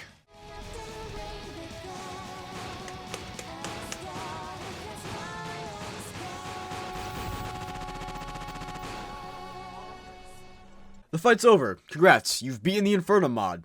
How do you feel? Accomplished? Well, you should be. Here's a little pat in the back. This fight is amazing. I haven't even mentioned the soundtrack. It is so unbelievably good. Me talking about it does not do it justice. The song has some lyrics which are incredibly fitting for a boss that is the equivalent of a spiked lace brick wall that you're going to be bashing your head against. But one of the most memorable moments for me is at 3 minutes and 50 seconds.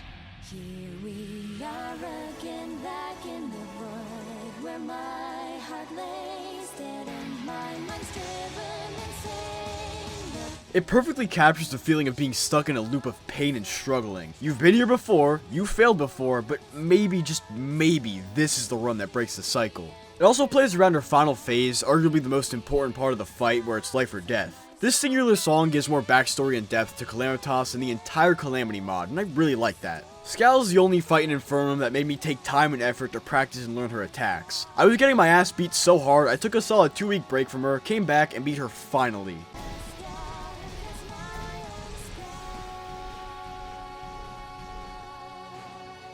Yes! Yes! Let's go!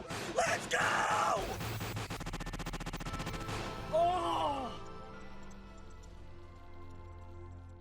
This is probably the only Infernum boss where defense can't save you. Sure, warding will help a decent amount, but you still gotta learn her attacks and dodge perfectly. And I love that. It's the final fight after all, it should require a lot of skill. It's not like other games where you can go around, get some insanely OP gear, and dog walk the boss without any challenge. Words cannot describe how I felt and how shaky my hands were when I finally beat her. Scal is the final fight of the game and caps off an insanely stacked boss roster filled with unbelievable, seemingly impossible to overcome fights. Infernum is without a doubt the hardest and most fun gaming challenge I've ever beaten, and it's not even close. That feeling you get when spending hours, days, maybe even weeks to beat a single boss is unmatched, and no game I've ever played since has been able to capture it. With all that said, Supreme Witch Calamitas will be the first boss on this list in the S tier.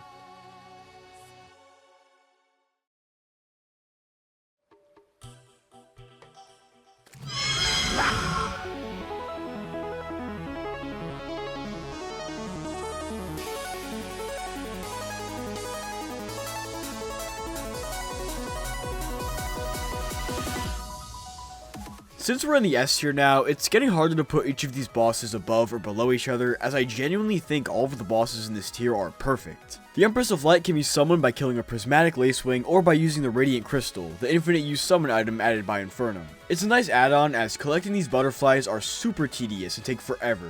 As for the fight, it's kind of similar to her vanilla counterpart, just cranked up to 1000. This is the boss that I'll usually build my world arena for, aka...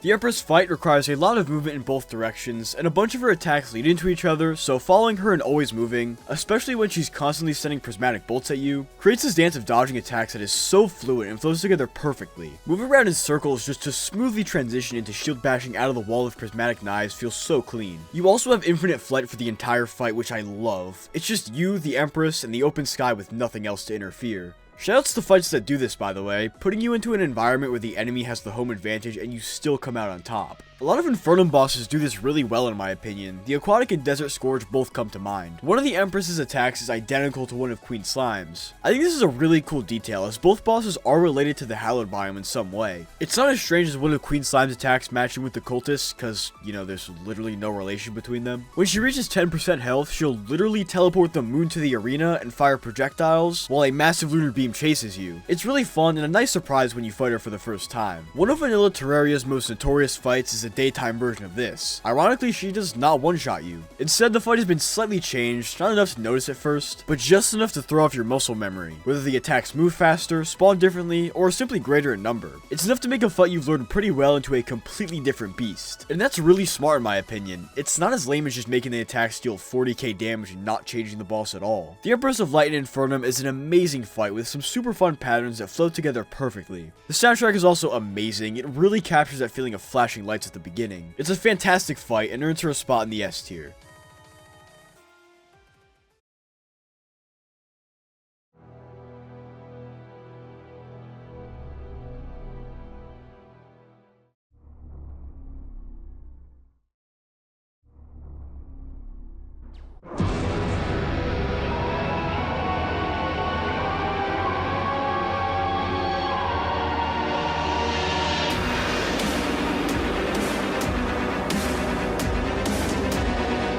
A lot of you might not even know this boss exists. I definitely didn't. I was halfway through making this video and checked the wiki and yup, there he is. So I fought him a little after I was supposed to, but I was surprised at how much I enjoyed this fight. The adult Eidolon Primordial Worm? It says Primordial on the wiki, but the in-game title calls it the Eidolon Worm.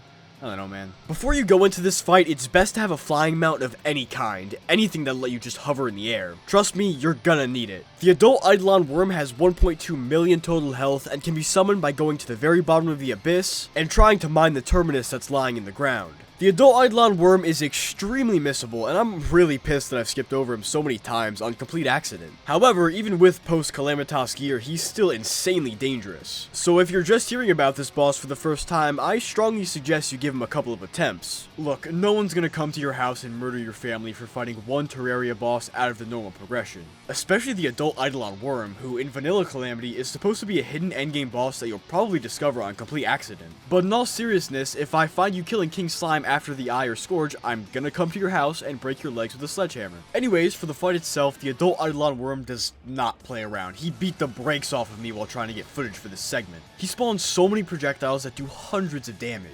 This opening attack can be dodged by simply staying in the middle without moving, so you can either spam the shit out of your spacebar or move left and right. Both are extremely viable options. After dodging hordes of baby Eidolon Worms that put you in extremely tight spaces, he'll do this spiral attack, which is the bane of my existence. However, after hundreds of deaths, I've learned it and I can say it's really fun. It also looks super cool and can be really overwhelming if you haven't mastered your character's movement yet. Phase 3 begins at 40% health and will swap out some of his older attacks in favor of some even cooler ones, splitting forms and clashing together while firing projectiles with each charge, and a massive laser beam that spawns additional projectiles similar to Retinizer from the Twins fight. Phase 4 gets going at 15% health. The Terminus will grow wings and fly around to help the Eidolon Worm. Good god, this phase is just... it's a lot. There's a reason it starts at 15% health. because you're not surviving for more than 2 seconds. The Eidolon Worm will charge, while the Terminus follows closely behind with a Divine Light Beam that will wipe you off the face of the earth in milliseconds. He also fires some projectiles that are just as dangerous, but the fight's pretty much over. This is without a doubt the #1 Infernum boss that I have the least amount of experience with. Yet in all my attempts fighting him, I had such a fun time and found so many things that I loved. His design is incredible, fighting him in the Abyss is super cool, his attacks are super unique from each other and ridiculously fun to dodge, I don't think he's a single bad one, and the soundtrack all come together to create a spectacular fight. The beginning of the track perfectly captures that menacing feeling of something dangerous lurking in the waters below, with the humming slowly rising like a predator stalking its prey. The track is so sinister, but at points a beautiful melody will break through, and then is combined with the sinister guitar in the background, reminding you you're still in hell, but the end is in sight. Infernum puts the player into a cruel world where everything is out to get you, murder you, destroy, and butcher you. It's a feeling that can only really be experienced if you've fully gone through and conquered the mod. And Pinpin Neon's songs give so much hope and motivation to push through each and every fight, as challenging and as impossible as they are. This track is fucking amazing. It is one of the best tracks in the entire game, and that is really saying something. Anyways, yap session over. The adult Eidolon Worm is a boss so good I genuinely wish he was just required for progression so I'd remember to fight him. He is a boss I did not expect to be putting in the S tier, but damn.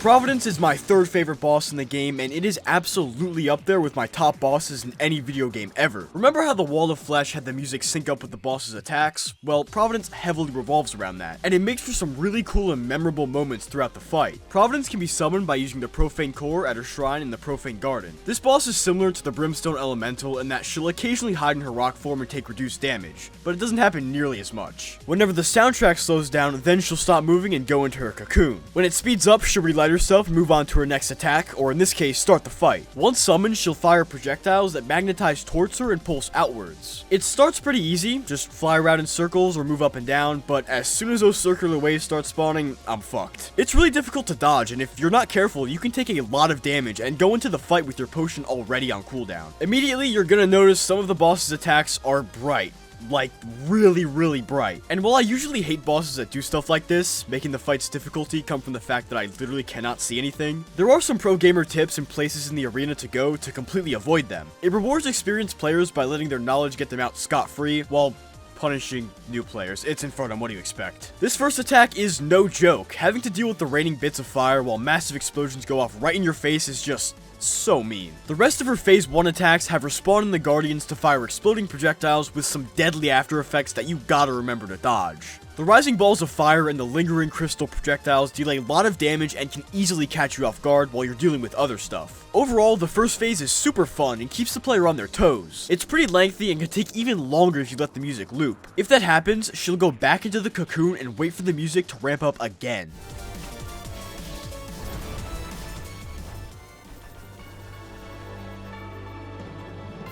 Phase 2 begins at 70% health, and Providence's real track will creep in as lava starts rising from below. She'll remain in her cocoon while you dodge attacks until the music really gets going. Do not overcomplicate this attack, it is way harder if you're not on the arena's edge. Slowly move to the other side when she spawns explosions and you'll be fine. This quick breather in between phases serves as the perfect time for you to build adrenaline or get your health potion off cooldown. I can easily say that if this part of the fight didn't exist, Providence would be way harder. The track switching up signifies a drastic change in the fight. No more sitting in corners, and absolutely no more room to breathe. After the literal brightest attack in the game, and a spear that cuts up your arena depending on which side it hits, Providence will shed her cocoon and you'll fight her core. This is the final part of the fight and it is merciless. What's that? You need the entire arena to move over to consistently dodge the millions of crosses she shoots out? Well, too bad. Okay, what's next? The crystals? Yeah, not too bad. Oh, God. The lasers. These lasers. I can almost confidently say that this is one of the hardest attacks in the entire game. It is somehow up there with Skal in her desperation phase. Sure, I can kind of confidently no-hit it, but on my first, 4 playthroughs, this one attack kicked the shit out of me. She does so much damage, and with how random the lasers move, unless you're using the Rod of Discord, this attack is hell. After that, she'll get back into her cocoon and profane bombs will start rising. She'll fire a laser that's synced up with the music and the fireballs will explode on beat. It is so cool.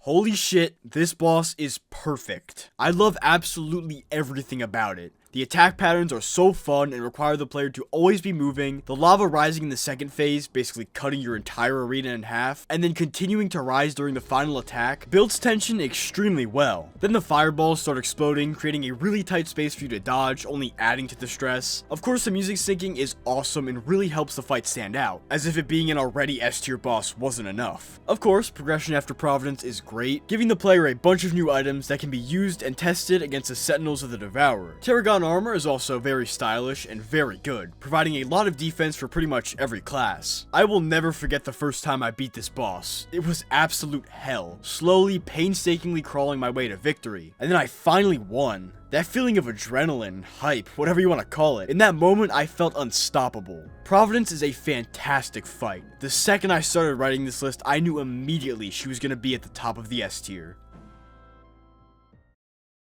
Alright, we've only got 2 bosses left. Not really. I want you to take a good look at this tier list. Some of you pro Calamity players might recognize that one boss is missing, and that's one of the most important bosses progression-wise, and one of the most iconic bosses from the entire Calamity mod. Now this boss is not in the S tier. Instead, I thought I'd include him here since he's one of the hardest bosses to rank in my opinion. Now this boss is bullshit. This boss takes everything that should be in a good Infernum fight and throws it out the window. This boss is just such a pain to fight. This boss is Jungle Dragon Yaron.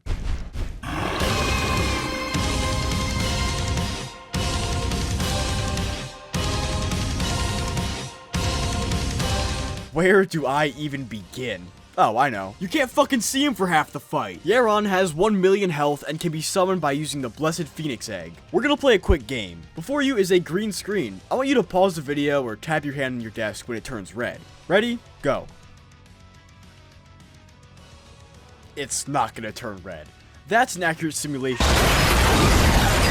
Congrats, you're dead. That's an accurate simulation of fighting Yaron for the first time. This boss is like the old Duke on steroids with constant annoying charges that happen after every single one of his other attacks. At least now you can use the sponge, which grants you 1 free pass if you get hit. One thing you're gonna notice quickly is Yaron doesn't have that much health. Pretty much every single class has a really cool and powerful weapon for this boss. Melee has the Order Bringer, Ranger has the Phangasm, Mage has the Event Horizon, Summoner has the Endo Hydra Staff, and I'm still working on my Rogue playthrough. I'll have to get back to you on that one. Once Yaron dies, Auric Ore will be...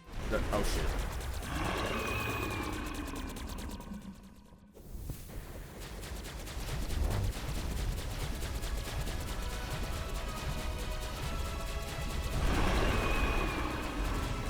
Yeah, he has 2 health bars. In this phase, his charges become way more dangerous, along with him chaining them together instead of charging once or twice. He'll also spawn a circle of fireballs and lines of fire projectiles before charging, forcing you to get out as fast as fucking possible and run away. Oh yeah, don't run too far away, because if you cross the fire barriers that don't appear underground...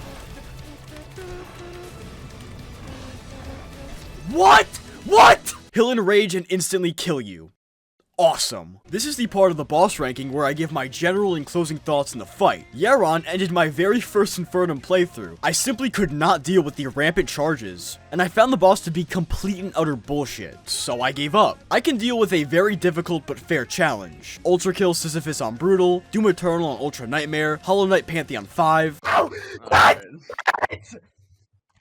Hell, most of the Infernum bosses are difficult but fair. Yaron is unfortunately not one of them. When I was getting footage for this video, I killed Yaron, but I forgot to hit the record button. It forced me to fight him again, and as surprising as it is for me to even utter these words, I'm glad I did. Yeah, I actually had some fun fighting him for the second time. It is absolutely not an S tier boss. Hell, I don't think it deserves A or B tier. And if you think Yaron is one of the worst bosses to ever grace the planet, I would not disagree with you. But something about this attempt just clicked in my brain. The charges became so much easier to dodge. Okay, since I fought a boss that I originally thought was literal dog shit, and then fought it again and had fun, my perception of this boss has been completely skewered. I mean, even if I was a god gamer pro at this boss, it's still fundamentally bad. The charges are not fun, and all of his other attacks just don't feel like attacks. You're just gonna be flying away from them the entire fight. So, what can I do to fix this? I decided to set some time aside to just focus on learning his fight and gathering my thoughts. Here are the results. What? That didn't hit me, I'm dodging. Oh my god.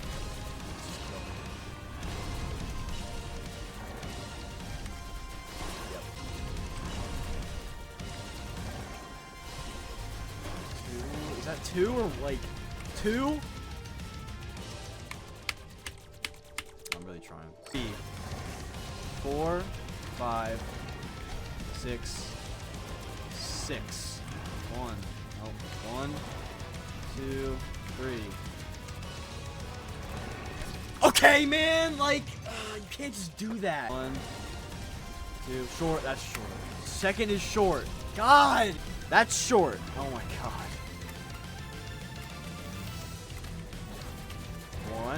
1, 2, 3.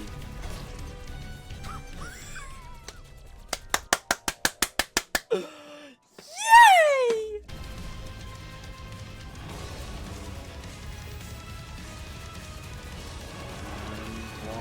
One. Fucking one! That! What is that, man? God! And they're still including that bullshit timing. What? Oh my god!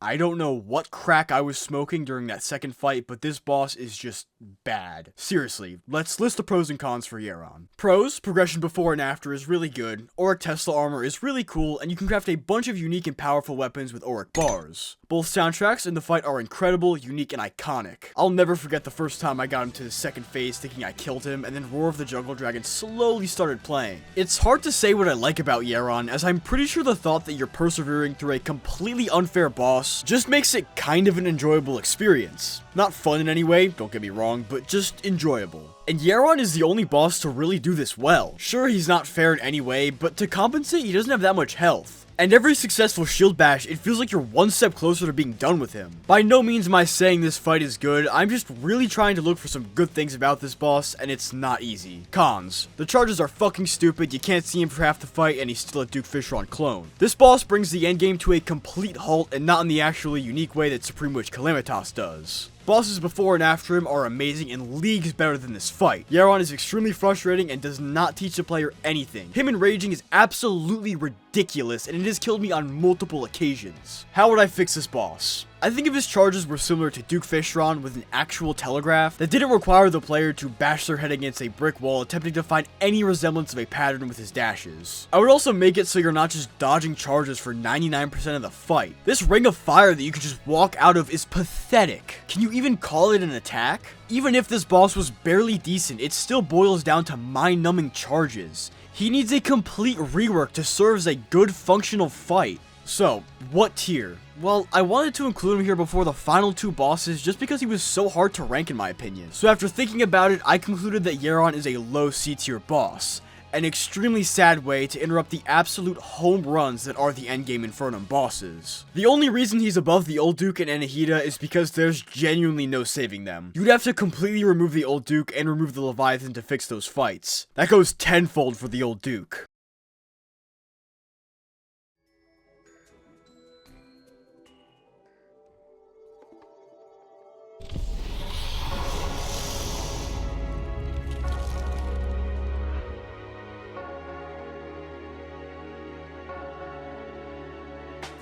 Imagine you're playing Infernum for the very first time. A lot of the bosses can be simply summed up by saying they move around and shoot projectiles. And then you summon the Devourer of Gods for the first time, you're like, what the fuck? What the fuck is this? This boss is ridiculously unique. Even before I played Infernum for the first time, I heard and watched videos about this fight. It's probably the reason I jumped into Infernum without playing Calamity's Master Death Mode first. It is super iconic and geniusly made. Let's address the elephant in the room, the charges. Now why am I, someone who put the old Duke at the bottom of the tier list for having nothing but charges make up his entire fight, now putting the Devourer of Gods at the top of the S tier? These two bosses, I guess three, while being similar in that charges make up a majority of their fight, the Devourer of Gods does it infinitely better, mainly because his charges are insanely readable. He's always on screen and always moving, which makes learning his rhythm of shield bashing through him very clear to the player. It's not as stupid as the boss isn't moving to the boss is now moving at you at 200 miles per hour, and I love that. It relies much more on learning and skill rather than relying on a pattern. Once spawned in, the Devourer of Gods will charge towards the player. There's really two ways you can dodge, left to right and up and down. I don't find one harder than the other, but left to right is much easier to learn, but both directions are insanely fun. And if you mess up at all, holy shit. I have never taken that much damage from a Terraria attack ever. If you get bit by the Devourer of Gods, say goodbye to well over half your HP. Even if you spec into defense, you'll only be able to survive one more hit. You do not tank this boss. And I absolutely love that. He's so scary during his fight, knowing that in a single second, a single wrong button input, you're dead with no attempt at recovering. If the dog is not charging at you, he's firing lasers or charging out of portals. Getting hit during any of these charges guarantees your death, whether that's because you don't have enough health or you're left on 1 HP and get sniped by one of his projectiles. And again, I love that. It makes every single attack from him lethal, which vastly increases the amount of stress during the fight. The Devourer of Gods, while being a test of skill, is also a test of positioning. If he's in a bad spot for you to start your shield bashing rhythm, then too bad, you're dead. And that's fucking awesome. It adds another layer of difficulty and depth to his fight. One thing you're gonna notice is this sprite. I absolutely love it. It's very similar to the soundtrack's cover art, and then he transfers into his second phase and holy shit. I love how the closer the worm gets to the player, his jaw slowly opens and snaps shut, really making him feel much more threatening. I'm sure by now you'll have noticed these special Infernum titles. Demonic Seer, Eye of Cthulhu, Dried Glutton the Desert Scourge, the Old Man's Curse Skeletron, the conceited Devourer of Gods. I don't even know what that word means, but it sends chills down my spine whenever I say it. One really random but really cool thing is the Infernum specific achievement tied to this boss. The Rampage achievement is unlocked by beating the Devourer of Gods without a ram dash, obviously with a parry. But that's not the thing I wanted to point out. The description of this achievement is best the Devourer at his own game without a ram. I don't know why I'm talking about this, but I think it's really cool that Infernum describes it as the Devourer's own game. Infernum paints the Devourer as this towering, dangerous, relentless god-eating glutton, and it really shines through in his fight, with his constant charges, him moving through the fabric of reality at will, and him firing lasers to whittle down your HP just enough so that he can devour you with ease. And that is just amazing. Just the concept of this worm that goes around devouring entire universes just because he's hungry is so unique and sick, and now he's here for you. The Devourer of Gods is the first ridiculously hard Infernum boss. Any previous boss, like the Polterghast, Providence, or the Moonlord, looked like absolute child's play compared to this boss and the 3 bosses after him. The Devourer is the pinnacle of hard to learn, easy to master boss design, while many other games and bosses try to do the opposite. My first time kill took hundreds of attempts, but on a second playthrough it only took a few. There's no denying that this boss is expertly crafted and one of the most unique Terraria bosses of all time, and he's ironically a worm boss. Previous S tier bosses were incredible, but at their core they still followed the same fly around, shoot projectiles, repeat type of patterns. The Devourer of Gods is not just another boss, he's a relentless monster, always moving, never giving you a second to breathe. He doesn't just fight you, he hunts you down. The first time I beat the Devourer of Gods, it didn't feel real. I had just spent days attempting this boss over and over, getting obliterated before I could even react. And finally I had done it. Beating this single boss gave me a feeling I had never felt before. I genuinely had to sit in my chair in silence, heart racing, completely still for a few minutes. The Devourer of Gods is an incredible boss with absolutely no flaws. I'm being so dead ass here. Everything is telegraphed perfectly. The fight itself is extremely fair and fun while being unbelievably difficult at the same time. What more is there to say? S tier.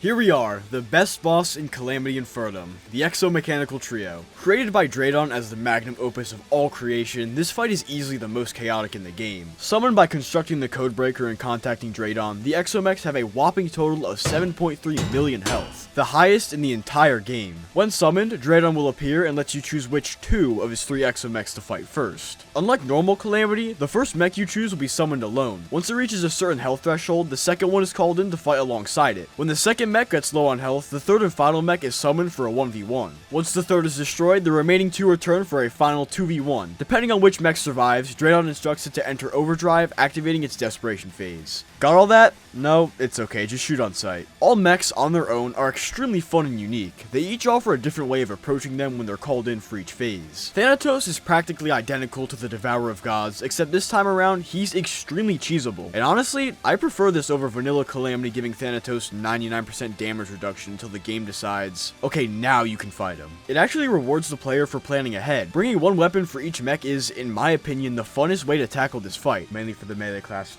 If you pay close attention to his and all the other mechs attacks, you'll notice that a few are almost exact replicas of other bosses. Astrum Deus, Dragonfolly, and not to mention that each mech also takes attacks from their inferior designs and cranks it up to 1,000. I absolutely love this so much. It adds an insane amount of character to each of these robots and makes Dreadnautilus seem even more threatening. Ares is the Skeletron Prime of the mech bosses, the only difference being that dealing with him is not easy at all. Any mech he's paired with, regardless of which, he'll be a constant threat, effortlessly splitting up your available area to dodge, making the other mechs way more dangerous. He's definitely my favorite looking Exomech and boss in all of the Calamity mod. His design is absolutely fantastic. I love how funny he is by himself. And in an endgame where every boss requires you to shield bash every second, having a boss that rewards calm wing movement is really unique and makes him extremely fun. He'll also occasionally use his energy swords, which is an extremely unique attack that no other boss in this mod really has. The final 2 Exomechs. This pair of mechanical eyes are extremely agile, easily able to speed around the arena while shooting ridiculously high damaging projectiles. They will occasionally charge the player, but they won't actually deal any contact damage. If you do shield bash through them, you'll get some extra damage, which I really like. Fundamental and boss wise, they are absolutely my favorite Exomechs. Their patterns are so extremely fun and combo perfectly with the other 2 mechs, especially Ares.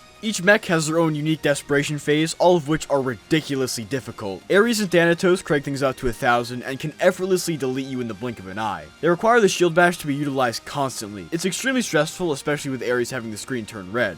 Good stuff, it's really cool. The easiest but most unforgiving one are the twins. Their fast traveling energy core will annihilate you if you get too close. It's an intense and fun race against the clock.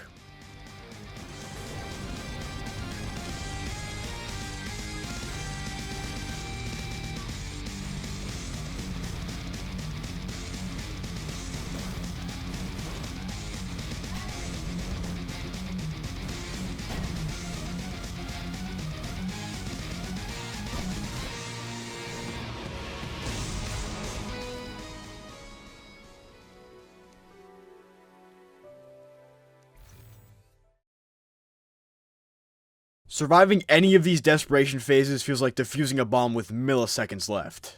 And when it's all said and done, much like the Devourer of Gods, your heart's pounding out of your chest, you're sitting there in your chair speechless again. That's how it was for me at least. Alright, where do I even go from here? I adore literally everything about this fight. The soundtrack, their attack patterns, their designs, their designs are so good, and is one of the main reasons they're slightly above the Devourer of Gods. Them being a much more advanced and dangerous version of the original mech bosses has always been such a cool idea to me. It shows that Dreadnautilus has advanced in his machinery in every single aspect. This boss has the best video game soundtrack I have ever heard in my life. Each mech is given a special motif that represents how they're fought. Thanatos' segment has the pitch constantly shift higher and lower, similar to how he'll be moving throughout the fight, always switching between both sides of the screen.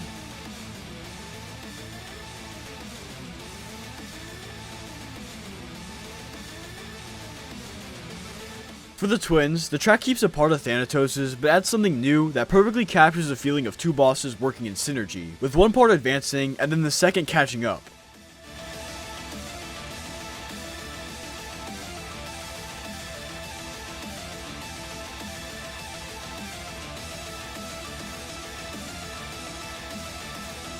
When Ares is called in, a siren can be heard in the background that's used throughout the fight that signals when he's gonna reverse his laser, and it's absolutely my favorite part of the song. Then once all their themes are done, they all come together to create this much more intense version of Draydon's motif. It's an extremely well made and incredible track for one of the best bosses in the entire game. Once one of the mechs is fully destroyed, their final theme will start playing. Are there special motifs this time? Probably, but in the chaos, good luck hearing them. This soundtrack takes any order that the previous super chaotic fight and previous soundtrack had and throws it out the window in favor of...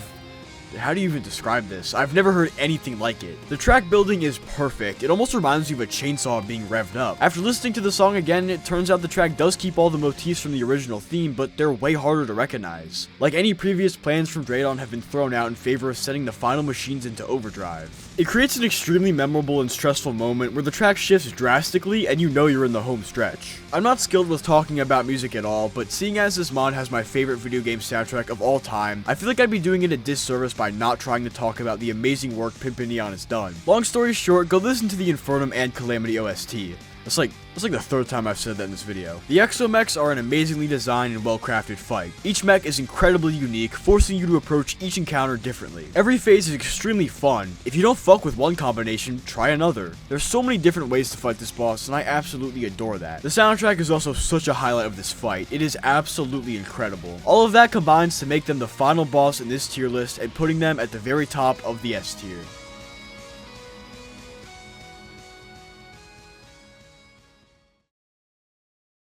Oh wow, that's it. I can now officially say I've ranked and reviewed every single Calamity Infernum boss. If you for some reason watched this far into the video, thank you so much. If you skip to the end, I'm gonna find out where you live in